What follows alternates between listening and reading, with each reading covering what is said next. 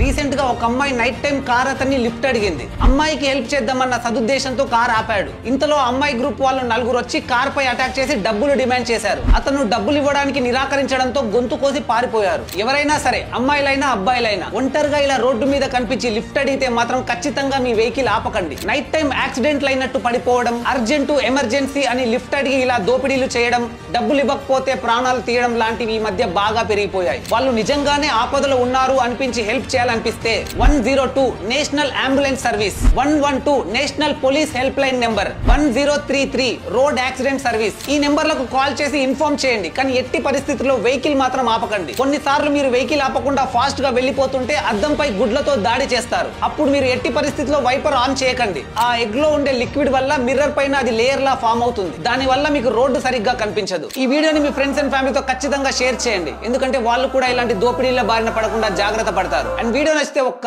Like చేయండి.